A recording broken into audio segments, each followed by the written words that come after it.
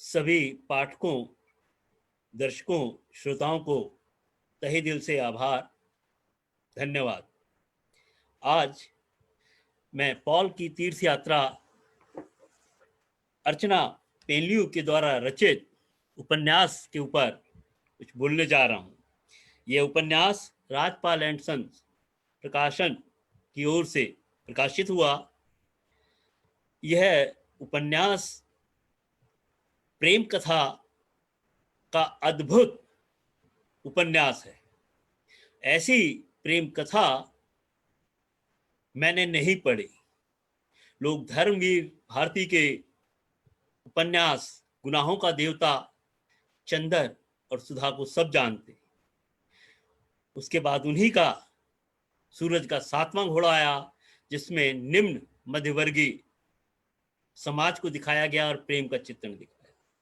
उसके बाद मनोहर श्याम जोशी जी का प्रेम पर आधारित उपन्यास आया, कसब। इन तीनों उपन्यासों को पढ़ने और इन पर लिखने के बाद जो चौथा प्रेम संबंध पर जो उपन्यास आया, जिसे मैं कह सकता हूं ये प्रेम संबंधों के ऊपर उपन्यास नहीं, यह प्रेम संबंधों का ग्रंथ है। प्रेम संबंध के साथ साथ लेखिका अर्चना पेन्यू ने एक जिस प्रकार भारतीय संबंध, घर परिवार, संस्कृति, पति पत्नी का संबंध दिखाया है, वह अद्भुत है। इसका परिवेश अवश्य ही विदेशी है। स्कॉटलैंड और डेनमार्क की पावन धरती पर उसको लिखा गया यह उपन्यास, जिसके बीज भारतीय हैं। भारतीयता, भारतीय संस्कृति और विश्व संस्कृति की बात को जिस ढंग से अर्चना जी ने इसमें दिखाया है, वह अद्भुत है। दर्शकों, मैं आपको यह बताना चाहता हूं कि यह उपन्यास वास्तविक यथार्थ की घटना पर आधारित है। कोई व्यक्ति अपनी पत्नी से किन किन परिस्थितियों में रहकर तनाव, बिखराव, अलगाव सब कुछ होते हुए भी, क्योंकि प्रेम का संबंध हृदय से होता है और जब हम दुख में भी साथ खड़े होते हैं तभी प्रेम कहलाता है। कबीर जी के शब्द जो हैं, 2.5 अक्षर प्रेम का पढ़े सो पंडित होए, उसी के संदर्भ में मैं अपने इस उपन्यास के अंतर्गत जो बातें आई हैं उनको बताते हुए अपने शब्दों में कुछ बात कह रहा हूं, तब इस उपन्यास के ऊपर बोलूंगा। इश्क, मोहब्बत, प्रेम, प्यार नामों से जाना पहचाना, यह शब्द खुदा की इबादत है। कब किसे कहां हो जाए, मनुष्य तो क्या खुदा भी ना जान पाए। यह वह नियामत है जो सच्चे दिल से उपजती है। जाति पात रंग भेद देश काल की सीमाओं से परे, यह अंतर मन की उपज बहुत ही सुखद अनुभूति से होती है। किसी भी रिश्ते में कितनी मजबूती क्यों ना हो, अगर नजर में इज्जत और बोलने में लिहाज ना हो तो वह रिश्ता टूट जाता है। जीवन के संदर्भ में हम छोटी छोटी बातों को लेकर उलझ जाते हैं और बाद में पछताते हैं। इसीलिए मैंने आगे लिखा है, जिस दिन तू इस आभास को समझ जाएगी, खुदा की कसम खुदा को ही समझ जाएगी, खुदा को ही समझ जाएगी। पॉल की तीर्थ यात्रा। अर्चना पेन्यू का उपन्यास पॉल की तीर्थ यात्रा, जैसा कि इसका नाम है पॉल की तीर्थ यात्रा, नाम से ऐसा लगता है कोई तीर्थ स्थल, आध्यात्मिकता का बोध होता है। जब लेखिका ने मुझसे कहा कि आप इस पर लिख दीजिए, तो मैंने नाम को सुनकर अनमना सा होकर कुछ नहीं कहा। उन्होंने एक बार नहीं कई बार मुझसे इसे पढ़ने की इच्छा जाहिर की, लेकिन मैं इसको पढ़ने के लिए तैयार नहीं हुआ। अंत में जब मेरे पास ये उपन्यास उन्होंने भेजा और मैंने जब 151 पृष्ठों का यह उपन्यास पढ़ना शुरू किया, तो ईश्वर इसका गवाह है एक ही बैठक में खत्म, पूरे उपन्यास को मैंने कर दिया। एक ही बैठक में इस उपन्यास को खत्म करना यह बताता है कि इस उपन्यास में जिज्ञासा और आकर्षण का अद्भुत मेल है। हमने लैला मजनू, शीरी फरियाद, विवाह से पूर्व प्रेम संबंधों की गाथाओं को खूब सुना है और साहित्य में उसकी कमी नहीं, लेकिन पति पत्नी के संबंधों को लेकर मुझे लगता है कि केवल एक ऐसा यह उपन्यास है जिसने यथार्थ के धरातल पर मनुष्य को जीने का संदेश दिया है, मानव जीवन को एक राह दिखाई है। हृदय को बांधने में महारथी लेखिका बेमिसाल है। ऐसे देश में जहां पर 2-3 विवाह, तलाक का सिलसिला कोई नई बात नहीं, तलाक होना, फिर तलाक होना, फिर पुनर्विवाह होना, फिर तलाक होना, जहां संबंधों का मूल्य केवल व्यक्तिगत सुख होता है, वहां पर प्रेम का महायज्ञ कोई प्रवासी भारतीय लेखिका ही दिखा सकती है, और वह इस उपन्यास की कहानी में लेखिका ने दिखाया है। ये कहानी डेनमार्क और स्कॉटलैंड की धरती की है, मैंने जैसे पहले कहा कि, लेकिन इसका जो बीज है वह भारतीय है।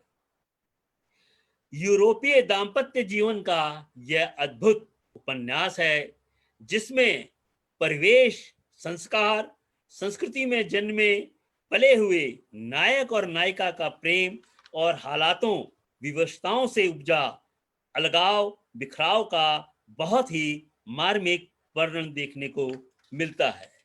इस उपन्यास को लेखिका ने शीर्षक के साथ जो इन्होंने क्रम दिया है, उसके अंदर 25 शीर्षकों के अंदर क्रमबद्ध इसको उपन्यास को बांधने का प्रयास किया है। ये उपन्यास पूरा का पूरा पूर्व दीप्ति फ्लैशबैक के रूप में चलता है। लेखक ने नायक पॉल को, जो डेनमार्क में है, उसके पास एक फोन आता है, और जब वो फोन सुनता है और पता लगता है उसे कि यह फोन तो उसकी सासू माता शीला देवी का आया है, और उन्होंने फोन से यह बताने का प्रयास किया है कि नीना की बरसी 13 मई को है। नीना पॉल की पत्नी थी जिससे तलाक हो गया। 1 साल हो गए नीना को मरे हुए। इसी संदर्भ में लेखिका पॉल के जीवन की जो तीर्थ यात्रा है, उस तीर्थ यात्रा को आध्यात्मिक रूप देने चाहती। कोई व्यक्ति अपनी पत्नी से बिछड़ने के बाद 1 साल बाद उसकी पुण्यतिथि पर, और जबकि उसकी पत्नी ने दूसरा विवाह कर लिया, ऐसी परिस्थिति में भी अपनी पत्नी से मिलने के लिए 108 किलोमीटर की यात्रा तय करता है। 108 किलोमीटर, वह भी न कार से न बस से, पैदल चलकर। उसको लगता है कि जीवन के 7 साल जिस पत्नी के साथ बिताए, जिससे इतना प्यार किया, गलतियां पत्नी की रही हों या मेरी रही हों, लेकिन प्यार तो प्यार है। उस पत्नी को अपना प्रेम, अपना भाव प्रकट करने के लिए पॉल डेनमार्क से चलने की तैयारी करते हैं। इसी संदर्भ में लेखिका पिता और पुत्री के संबंधों को भी दर्शाती चलती हैं, क्योंकि पॉल के 2 बेटी हैं जिनका नाम है लूसी और ग्रेसी। पॉल की पहली पत्नी सांद्रा थी, उससे 2 बेटियां रहती अपनी मां के साथ हैं, लेकिन पिता से मिलने आती हैं।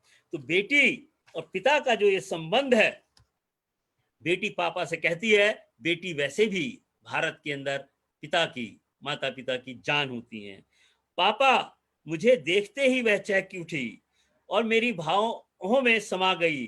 अगर इस दुनिया में मुझे कोई समझता है तो मेरी बेटियां हैं।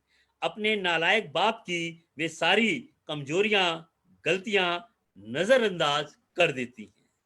ऐसी बेटी को एयरपोर्ट से लेकर आता है और बेटी को बताता है कि मैं तुम्हारी माँ की पुण्यतिथि है, उसमें जाना चाहता हूं। बेटी मना करती है कि अब आपकी उम्र हो गई है, अब आप पैदल जाने की जिद ना करें, लेकिन वह अपने मन से जाने की यात्रा करता है। 108 किलोमीटर की पदयात्रा अपने डेरे वाय लेसो पारकन होल्टे से विरम, फिर वाउसवरिया से होते हुए वह 108 किलोमीटर की यात्रा तय करता है और धीरे धीरे स्लेयेल सेवाय सड़क तक पहुंच जाता है। 28 घंटे के अंदर यह यात्रा करता है। उस यात्रा के दौरान जैसे हम जब कोई यज्ञ करते हैं या कोई आध्यात्मिक कार्य करते हैं तो मन में किसी प्रकार का कोई बुरा विचार दिमाग में नहीं आने देते और कोशिश करते हैं कि हम हमसे किसी का बुरा ना हो।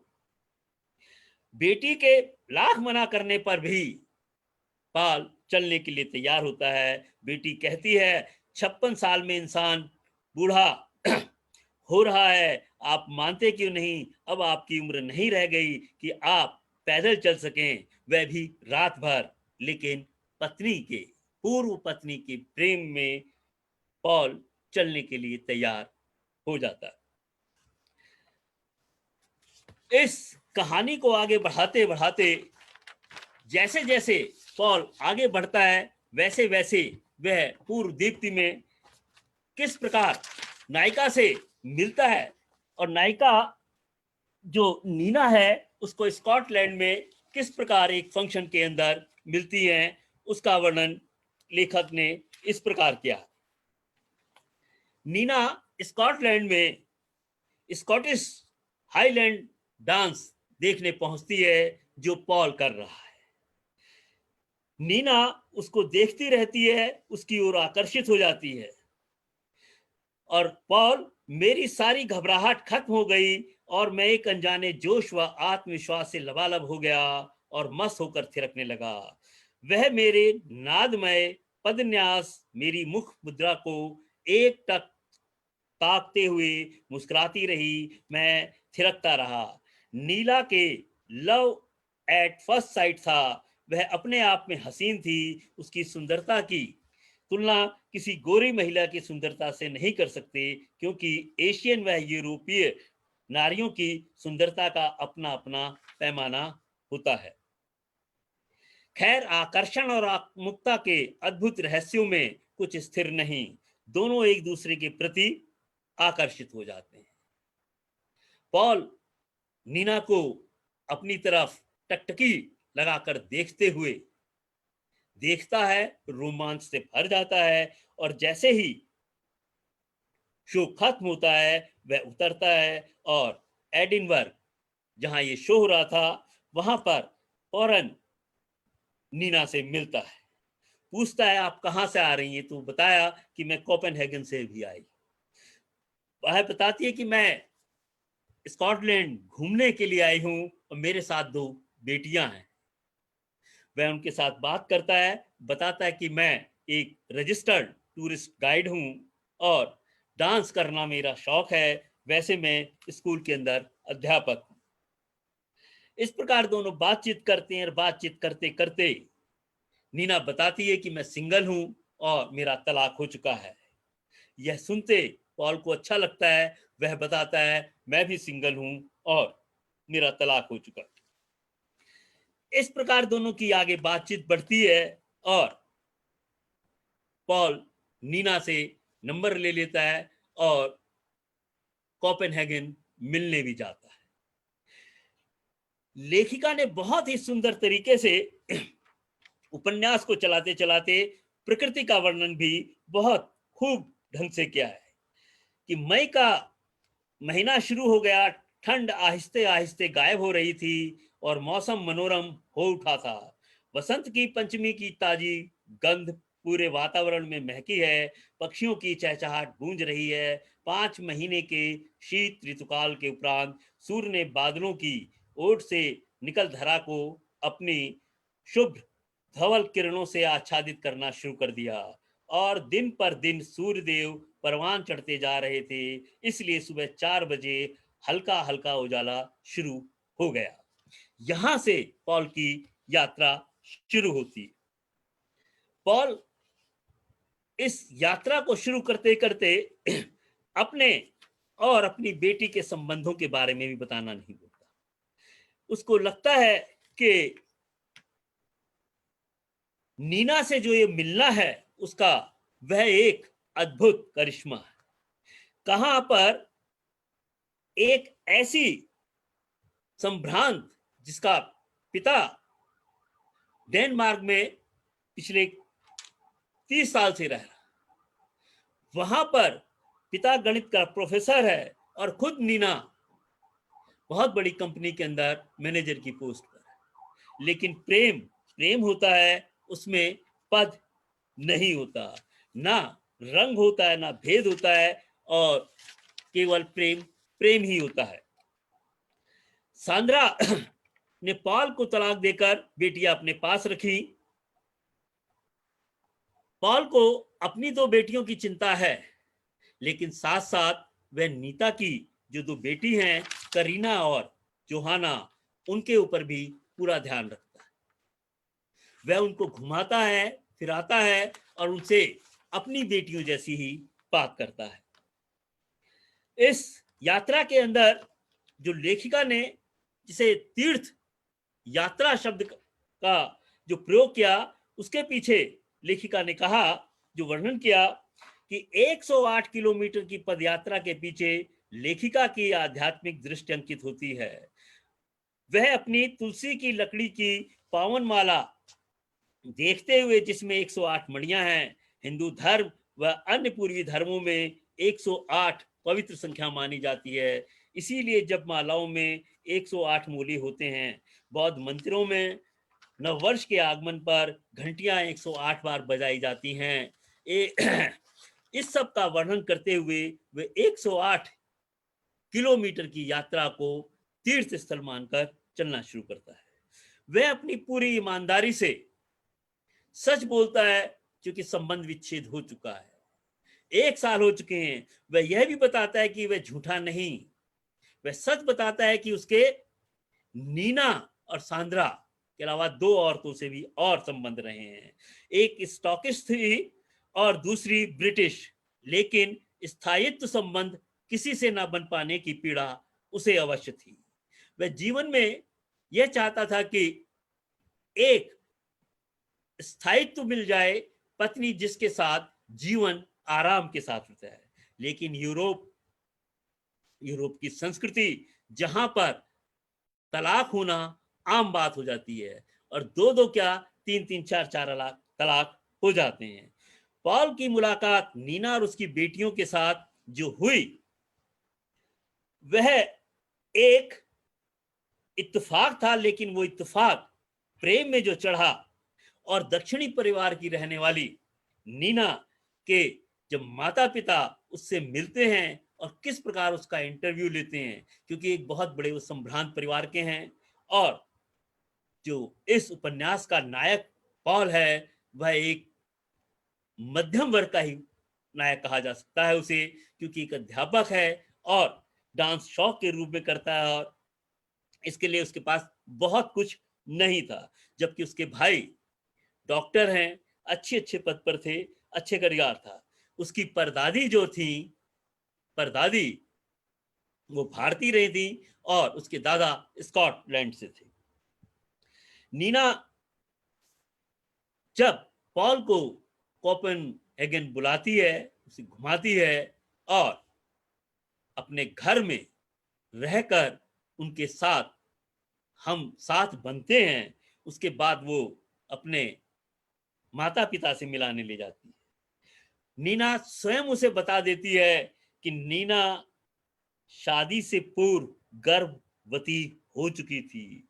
उसके बॉयफ्रेंड ने बहुत आनाकानी की शादी से बचने के लिए, लेकिन दबाव में उसने शादी अवश्य की नीना के साथ, और बेटियों के उपरांत अन्य महिला के साथ संबंध हो जाने पर उसे छोड़ दिया।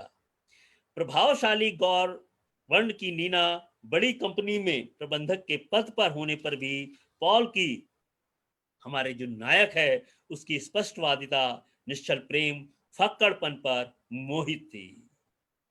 उसको जीवन में एक ऐसे साथी की जरूरत थी जो केवल उससे प्यार कर सके, जो निश्चल प्रेम कर सके। नीना स्वयं बताती है पॉल को, और नीना के पिता बड़ी शान से दक्षिणी विवाह से उसकी शादी तय करते हैं, लेकिन शादी से पहले वह जरूर बता देना चाहते हैं कि नीना किस प्रकार से गर्भवती रही। और वे बताते भी हैं कि घर की परिभाषा क्या है और घर किसे कहते हैं। इस संदर्भ में जब पॉल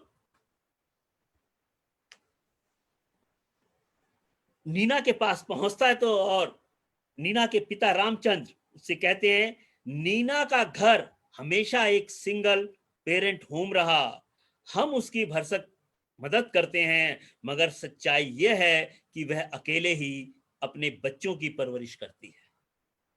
पाश्चात्य देशों में सिंगल पेरेंट होम शब्दावली का बहुत प्रचलित है, मगर हमारे भारत में ऐसे घरों को टूटे हुए घर कहते हैं। एक टूटे हुए घर की जिम्मेदारी लेना बहुत बड़ी बात है। क्या तुम इसके लिए तैयार हो बरखुरदार? नीना के पिता स्वयं, क्योंकि वो जानते हैं कि पश्चिमी देशों के अंदर किस प्रकार की संस्कृति है, और तुम स्कॉटलैंड में रह रहे हो, क्या तुम इस बात के लिए तैयार हो कि वहां पर उसके साथ वो अकेली नहीं है, उसके साथ उसकी दो बेटियां हैं। केवल नीना तक ही तुम्हारा संबंध नहीं, तुम्हारा संबंध तो नीना के साथ उसकी बेटियों के साथ भी है। क्योंकि जब शादी होती है तो शादी एक व्यक्ति के साथ होती है, लेकिन एक व्यक्ति के साथ दो परिवार, दो संस्कृतियों का जो मेल होता है, उसे विवाह कहते जाता है। इसी के संदर्भ में लेखिका ने आगे भी इस बात को कहा है,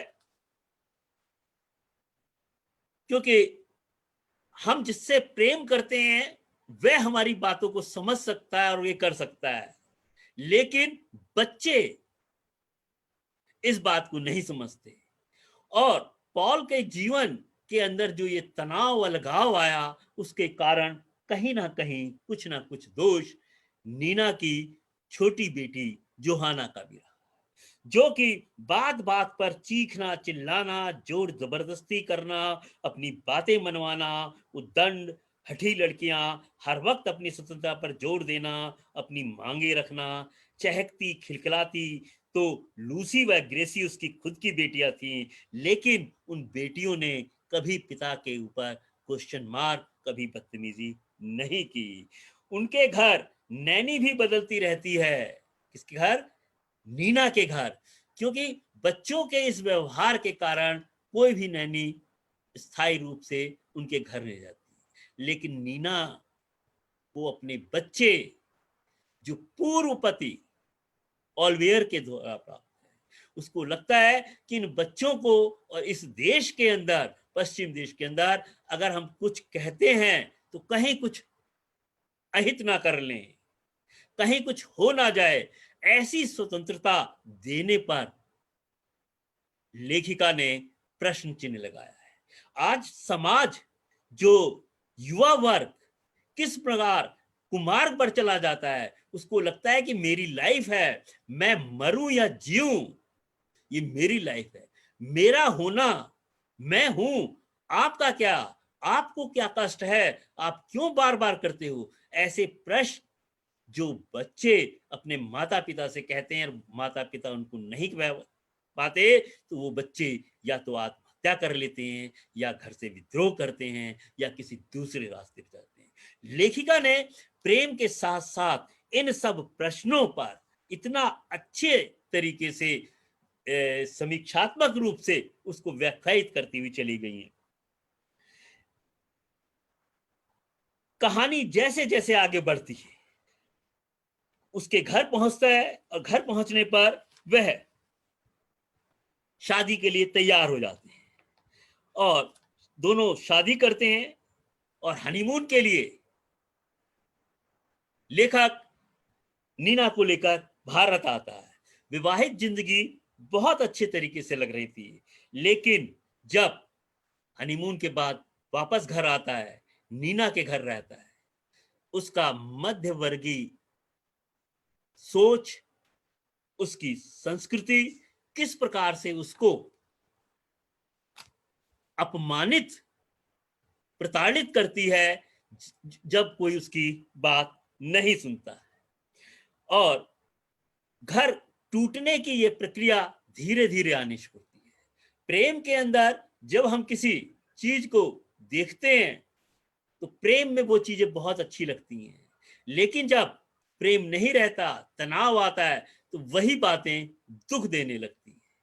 प्रेम के अंदर जब वह अध्यापक, टीचर, कोच कहकर पॉल का मजाक उड़ाती है तो उसे बहुत अच्छा लगता है, लेकिन जब वह समाज के सामने और तनाव में, क्रोध में बोलती है तो वही बातें विष की तरह से पॉल को लगने लगती। पॉल पत्नी के द्वारा उसके मन में हमेशा ये लगा रहा कि मैं यूरोप का था और नीना जो भारतीय, उसके ऊपर रंग में जो लोग सब देखते थे तो फौरन प्रश्न करते थे, और उसकी सगी भाभी वो भी प्रश्न पूछती है कि ये कहां तुमको मिल गई, तुम्हारे और इसमें कितना अंतर है, ये तो भारतीय बहू है। इस प्रकार के प्रश्न कहीं ना कहीं नीना के मन में घर बनाते हैं। जब स्थितियां बदलती हैं तो यही परिस्थितियां विष बेल बन जाती हैं। पॉल का बहुत सीधा सा उत्तर, और वह अपनी पत्नी से कितना प्रेम करता है यह पता लगता है जब उसको बेटियां अपनी हैं और दो बेटियां नीना की हैं, उनको स्वीकार कर रहा है, उनका पिता बन रहा है, लेकिन नीना चाहती है कि पॉल के से उसको एक पुत्र की प्राप्ति हो, लेकिन ईश्वर की कृपा से उनको कोई पुत्र नहीं उत्पन्न होता। आज के समय हम ये क्यों नहीं समझते, लेखिका ने प्रश्न किया, जब दो बच्चे उसके अपने हैं, दो बच्चे दूसरे पति से हैं, और पति पॉल ऐसा पति मिला जो दोनों चारों को अपनी बेटी कह रहा है, लेकिन तभी भी नीना के दिमाग में न जाने क्यों ये बात घर आ गई कि किसी भी तरह से कोई ऐसा बच्चा, बेटा जन्म ले ले जो पॉल के द्वारा हो, जो पॉल से हो। वह इसके लिए जब कोई संतान उत्पन्न नहीं होती तब वह IVF द्वारा, ये प्रजनन जो बहुत ही महंगी और थकाऊ प्रक्रिया है, उसके लिए उसको बार बार करती है। पॉल तैयार नहीं होता, लेकिन उसकी मर्जी पर झुकता है, फिर बाद में उसके लिए मना करता है। कुल मिलाकर यह विधि इतनी जटिल व महंगी है, शरीर की हीन हुज्जत होती है, धन व्यय होता है और अंत में निराशा और कुंठा। मुझे तो अपना वीर ही देना पड़ता था, मगर नीना का सारा शरीर चक्र डगमगा जाता था। नियमित रक्त परीक्षण, दैनिक हार्मोन्स इंजेक्शन, निरंतर चिकित्सीय, नगरीय, शारीरिक और भावात्मक दोनों रूपों में यह उपचार महिला को तोड़ देता है। नीना को फिर भी मेरे बच्चे की मां बनने की ललक थी। कहती थी कि जब करीना व जोहाना पैदा हुई थी तब वह तरुणी थी, अनभिज्ञ थी। ना मानने पर, पॉल के ना मानने पर भी वह तैयार होती है। फिर आखिर में जब इससे भी काम नहीं बनता तब वह पॉल इसके लिए बिल्कुल मना कर देता है और वह अपनी बेटी मानकर, ऐसे संबंध में जहां चार बेटियां हैं, पति पत्नी हैं, और पति पत्नी के बीच में भाषा जरूरी नहीं, संकेत। पति पत्नी के लिए एक दूसरे की भाषा से अधिक एक दूसरे के भावों वह संकेतों को समझना अधिक मायने रखता है। जब वह स्कूल टीचर फटीचर कहकर मेरी खिल्ली उड़ाती है तो अपने परिचितों में झिझकती कि उसका पति एक स्कूल अध्यापक है। अब नीना को भी अपना स्टेटस ध्यान आने लगता है तो वह पॉल के संदर्भ में अपने रिश्तेदारों के बीच में झूठ बोलना शुरू करती है। तो पॉल उसे मना करता है, ये नहीं, जो मैं हूं वो बताओ, आपके झूठ बोलने से क्या हो जाएगा। तो वह परिचित ने मजाक में कहती, नीना बोलती है, ये जिम्नेजियम के लेक्चरार हैं। कोच को लेक्चरार बनाकर लेखिका के मन में जो ये छोटी छोटी बातों को लेकर उकारा है, जो दाम्पत्य जीवन है, वह हम ताने बाने व्यंग के माध्यम से हम सोचते हैं कि हम बहुत बड़े विद्वान हो गए हैं और भाषाविद हो गए हैं, लेकिन ये व्यंग के ताने किस प्रकार से आपके मन में घर बना लेते हैं और आपको परेशान करते हैं। यह जब यह विष की बेल लग जाती है तब हमें पता लगता है दोनों के संबंध में आई ये दरार किस प्रकार से चलती है। पॉल जब अपनी यात्रा करता है, उस यात्रा करते समय उसको लगता है कि मैं जो चल रहा हूं, तो रास्ते के अंदर एक अंधे व्यक्ति की सहायता करता है। एक महिला की गाड़ी पंचर हो जाती है तो उसका टायर बदलता है और रास्ते में ही उसका बैग चोरी हो जाता है। इन सबको करते हुए चलता है, चलते चलते उसके जूते फट जाते हैं, उसका तला टूट जाता है। तब वह अपने तले को पेड़ की छाल से बांधता है। रास्ते में उसे एक महिला मिलती जो उससे पूछती है कि कहाँ जा रहे हो। तो बताता है कि मैं अपनी पत्नी की पुण्य तिथि पर इसीलिए जा रहा हूँ। तो कहती है, बहुत अच्छा लगा मुझे तुम इस तरह से जा रहे हो, तुम, लेकिन तुम्हारे जूते की तो ये हालत है। वह उसे खाना उसके पास होता है, उसे खाना देती है और उसका जूता लेकर ऊन से और सुए से उसके जूते को सिलती है। लेकिन वह अपनी यात्रा बंद नहीं करता और ना ही किसी अन्य साधन को छोड़ता है। इसी कहानी को आगे बढ़ाते हुए जब आपस में धीरे धीरे बेटी को लेकर जब आपस में तकरार शुरू होने लगता है और परिवार टूटने की स्थिति में जब पहुंचने लगता है, तो अपने जब वह 50वां जन्मदिन मनाने जा रहा होता है, उस समय एक घटना और घटित होती है।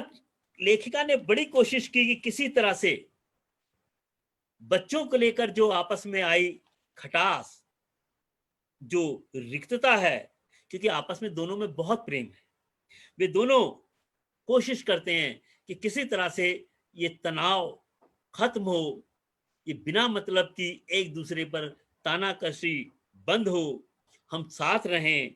और वे कोशिश करते हैं कि थाईलैंड का एक टूर बनाते हैं।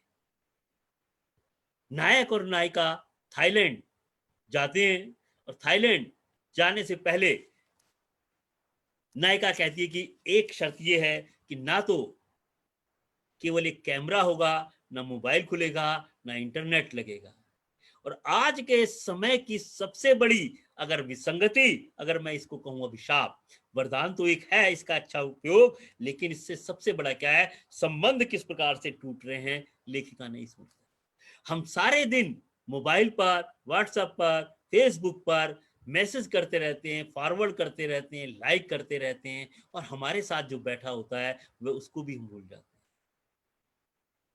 हैं। नीना के मन में पॉल के प्रति उसका यह व्यवहार भी कहीं ना कहीं उसके जीवन को विषाक्त करने में बहुत महत्वपूर्ण रहा।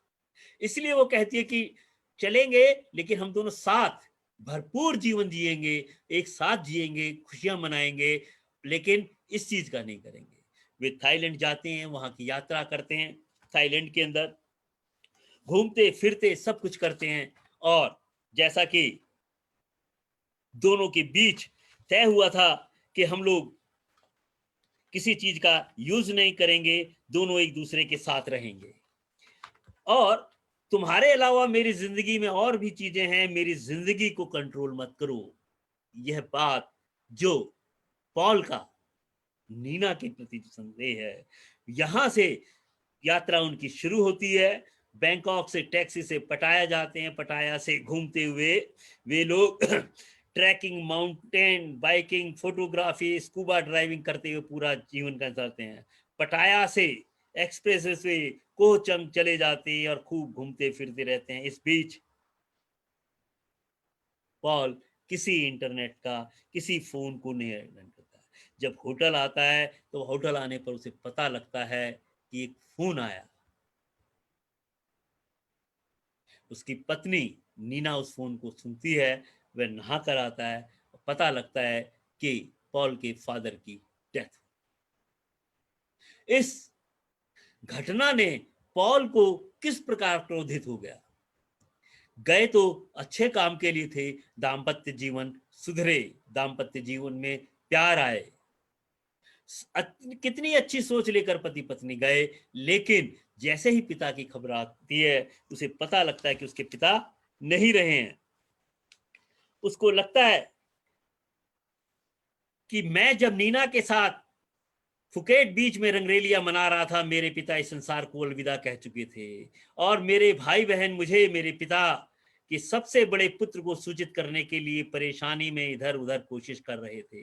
मैं नीना को दोषी मानने लगा जो मुझे थाईलैंड लाई थी। यहाँ मुझे अपने पास फोन नहीं रखने दिया, मुझे अपनी ईमेल चेक नहीं करने दी, मुझे सारी दुनिया से काट दिया। ना फोन ना ईमेल, बस सिर्फ तुम और मैं और कोई नहीं। उसकी ये बात पॉल के मन में यह संदेह डाल देती, यह भ्रम डाल देती है कि पिता की मृत्यु का दोषी वह स्वयं नीना को और भरे होटल के अंदर वह नीना को अनाप शनाप बोलना शुरू कर दे। जबकि नीना कोपेन थाईलैंड से कोपेनहेगन आती है और कोपेनहेगन से स्कॉटलैंड तक जाने तक की सारी व्यवस्था करती है, लेकिन एक साथ दोनों चलते हुए मौन रहते हैं, बात नहीं करते। जीवन की सबसे बड़ी जो त्रासदी है कि आज मानव संवादहीन हो गया है। हम जरा सी बात के ऊपर 36 का आंकड़ा बना लेते हैं और बिस्तर पर भी होते हुए हम बिस्तर नहीं बनते, 36 के कोण में दोनों अलग अलग दिशाओं में होते हैं। जीवन के अंदर कुछ भी हो जाए, जिस परिवार के अंदर संवादहीनता है, आपसी बातचीत का सिलसिला टूट जाता है। बातचीत का सिलसिला टूटने का अर्थ जीवन की धारा से कटना है। आप धीरे धीरे जुड़ते हैं। जिस प्रकार नदी का प्रवाह जीवन है, वैसे ही संवाद मानव जीवन की धारा है। इसे कभी रोकने नहीं देना चाहिए। ये दूसरी कड़ी थी जब पॉल और नीना दोनों एक साथ थाईलैंड से डेनमार्क, डेनमार्क से स्कॉटलैंड जाते हैं और वहां पर पहुंचते हैं और सब कुछ पहुंचने के बावजूद भी बातचीत नहीं करते और दोनों वापस आने के बाद भी दोनों के बीच कोई बातचीत का सिलसिला शुरू नहीं होता। इस कहानी को आगे बढ़ाते हुए मैंने बताया कि इसके अंदर 25 शीर्षक हैं। उन 25 शीर्षकों के अंदर आता है मेरा 50वां जन्मदिन। जब 50वां जन्मदिन मनता है, नीना अपनी बेटियों और पॉल की बेटियों के लिए भी सामान खरीदती है, लेकिन वह पॉल के लिए सबसे ज्यादा समझती है। वो पॉल मना भी करता है, लेकिन महंगी सी महंगी चीजें, अच्छे से अच्छे कपड़े उसके लिए आती है। वह चाहती है इसका 50वां जन्मदिन है, इस 50वें जन्मदिन पर यह सूट पहने। लेकिन पत्नी से नाराज संवादहीन व्यक्ति जब किस प्रकार से टूट जाता है, तो उसको गलत रास्ता ढूंढता है। वह अपने उसी स्कॉटलैंड की परंपरागत वेशभूषा को पहनता है, जबकि नीना बार बार कहती है इस फंक्शन पे यह पोशाक अच्छी नहीं लगती, लेकिन तभी भी वो इसी पोशाक को पहनता है। सबसे मिलता है, पार्टी होती है, खुशियां मनती हैं, लेकिन नीना देर से आती है, सबसे मिलती है, बातचीत करती है, और उसके 50वें जन्मदिन पर धीरे से ये बात कहती है कि आज मैं और पॉल अलग हो रहे, अब हम लोगों की जीवन नैया आगे नहीं चल पाएगी, हमें अब अलग हो जाना चाहिए। और पॉल से कहती है कि 4 दिन का समय है, तुम अपना सामान लेकर चले जाओ। बेटियां कहती हैं, पापा अब आप कहाँ रहोगे? लूसी एग्रेसी, वह घर छोड़ता है, दूसरी जगह आकर रहने लगता है। इधर नीना एक पीटर नामक व्यक्ति से संबंध बना लेती है और उसके साथ रहने लगती। कहानी आगे बढ़ती है। पॉल अपने दोस्तों, अपनी नौकरी और अपने पुश्तैनी मकान स्कॉटलैंड में जाकर अपनी माँ के पास पहुंचता है, उसको देखता है, अपने दोस्तों से मिलता है। तभी अचानक फोन आता है और पता चलता है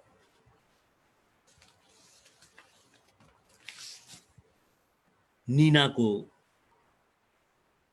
ट्यूमर हो गया। पॉल से 10 साल छोटी नायिका जो उस पर जान देती थी, उसकी आवाज से ही पॉल को पता लग जाता है यह बीमार है। पता लगता है कि किस प्रकार ट्यूमर, जो उसकी, जिसे कहते हैं रोगों का सम्राट कहा, बड़े लोगों को यह बीमारी होती, इतनी महंगी तकलीफदायक बीमारी उसे होती है। वह उससे मिलना चाहता है, लेकिन पीटर को यह पसंद नहीं कि वह उससे मिले, इसलिए चोरी छुपे बात करते हैं। और नीना मन भी करती है कि पीटर को ये पसंद नहीं, मैं ये नहीं चाहती कि सिर्फ होता है। लेकिन अचानक एक दिन पता चलता है कि पीटर ने आत्महत्या कर ली। आत्महत्या का कारण शायद पॉल को लगता है कि मैं उससे मिलने लगा हूं, ये रह रहा हूं, लेकिन इंक्वायरी, पुलिस, इन सब में पॉल कहीं किसी रूप में नहीं था। और पीटर की हत्या, जो आत्महत्या कर लेता है, उसके बाद वह नीना से मिलता है। और नीना की जो इच्छा है कि उसकी बड़ी बेटी करीना का विवाह हो जाए, उस विवाह में सारे लोग इकट्ठे होते हैं, शादी करवाते हैं। और खबर मिलती है शादी के बाद नीना नहीं रही। उसको इतना भी हक नहीं रह पाता, क्योंकि संबंध विच्छेद हो गया। उसका जो पूर्व पति, करीना और जोहना का पति, वो आते हैं, लेकिन पॉल शामिल होता है, लेकिन साथ नहीं खड़ा। ऐसी पत्नी, ऐसे प्रेम को लेकर पॉल 108 किलोमीटर की जो यात्रा करता है, उस यात्रा के अंदर उसको ऐसा लगता है कि जब वहां पहुंच जाता है और उसको विनायक मंदिर, जहां पर श्रद्धांजलि हो रही थी, मैंने हाथ जोड़कर सभी का श्रद्धापूर्वक अभिवादन किया। शीला देवी भीगे स्वर में मुझसे बोली, पॉल, जो तुमने नीना के लिए किया वह एक सच्चा प्रेमी ही कर सकता है। देखो, तुम अखबारों की सुर्खियों में हो। जोहाना तुरंत मुझे अखबारों की हेडलाइन पढ़कर सुनाने लगी, चला आदमी रात भर प्रेयसी को श्रद्धांजलि अर्पित करने। चला आदमी रात भर प्रेयसी को श्रद्धांजलि अर्पित करने। प्रेमी के कदमों ने खींचा डेनमार्क की धरती पर तीर्थ यात्रा का मार्ग। प्रेमी की पदयात्रा होल्टे से स्लेये सेवाए तक। और पॉल मीडिया के अंदर था। इसी घटनाक्रम के अंदर रास्ते के अंदर कुछ युवक मिलते हैं और वह पूछते हैं उससे कि आप कहाँ जा रहे हो। तो वो बताता है, कहते हैं कि आप तो आशिक हो, आप प्रसिद्धि के लिए जा रहे हो। कहता नहीं, मैं कुछ नहीं चाहता, मैं अपनी पत्नी से प्रेम करता हूँ, उसके साथ मैंने 7 साल बिताए हैं, उसका मेरा एक संबंध है, उस संबंधों के कारण जाता हूँ। उसमें से युवक, कुछ मीडिया के युवक होते हैं, उसकी फोटो खींचते हैं और वही अखबार के अंदर छा जाती है। ये एक ऐसी प्रेम कथा है जिसके ऊपर वास्तव में फिल्म बननी चाहिए। हम छोटी छोटी बातों को लेकर किस प्रकार से लड़ने लगते हैं और बाद में जब ठंडे दिमाग से सोचते हैं तो लगता है कि इतनी बड़ी गलती अगर मैं उसी समय माफी मांग लेता, उसी समय शोक कर लेता तो शायद जीवन ऐसा होता। लेखिका ने एक पाल की प्रेम कथा के माध्यम से उन प्रेमियों, उन पति पत्नियों को संदेश दिया है, जीवन में तकरार भी होगी, खींच भी होगी, तनाव भी होगा, सब कुछ होते होते प्यार का रस, प्यार की धारा, प्यार का एहसास, प्यार के बोल, अपनापन बनाए रखना। प्रेम है, लेकिन प्रेम दिखना भी चाहिए, लगना भी चाहिए और कभी कभी कह भी देना चाहिए, आई लव यू, तुम मेरी जिंदगी की संजीवनी हो, तुम्हारे बिना मेरा जीवन अधूरा है। अगर ऐसा व्यक्ति ऐसा दाम्पत्य जीवन कर ले तो जीवन सुखद है। इसीलिए कहते हैं अगर कहीं स्वर्ग है तो दाम्पत्य जीवन के अंदर जिसने ऐसा रास्ता अपना दिया तो यही स्वर्ग है। और जरा जरा सी बात, मैं, अहंकार, जिस प्रकार नीना अपनी बच्चियों को लेकर बहुत सचेत रही और उसने एक जगह कहा भी, मुझे अगर चुनना हो पॉल तुम्हें और जोहाना में तो मैं जोहाना को चुनूं। एक ऐसा व्यक्ति जिसने अपना घर स्कॉटलैंड छोड़कर डेनमार्क अपनी प्रेमिका के लिए, अपनी प्रेयसी के लिए छोड़ दिया, जबकि उसके ससुर नीना के पिता ये चाहते थे कि यह उनका बिजनेस जो मॉल है, जो काम करती है, उसको देखे, लेकिन उसका स्वाभिमान इस बात को तैयार नहीं करता था। नीना को भी ये लगता था कि अगर पॉल उसके पापा का, उसकी मम्मी का बिजनेस देख लेता तो शायद वह खत्म ना होता। लेकिन हर व्यक्ति का अपना स्वाभिमान होता है, अपनी विशेषताएं होती हैं, अपना चरित्र होता है। उन चरित्र को समझते हुए हमें तकरार नहीं करनी चाहिए। प्रेम प्रेम और कहने से पहले सोच लेना चाहिए। हर व्यक्ति का अपना अपना परिवेश, अपनी अपनी सोच होती है, लेकिन दाम्पत्य जीवन तो एक साथ एक दूसरे की विचारधारा, एक दूसरे को समझते हुए ही करता है। यह उपन्यास नहीं, प्रेम का ऐसा ग्रंथ है, इस पर तो अब तक पिक्चर बन जानी चाहिए थी। अब तक प्रेम कथा पर जितने उपन्यास या कहानी संग्रह हैं उसमें सबसे सर्वोत्तम यह उपन्यास मुझे लगा। इसी के साथ मैं अपनी वाणी को विराम देता हूँ। धन्यवाद।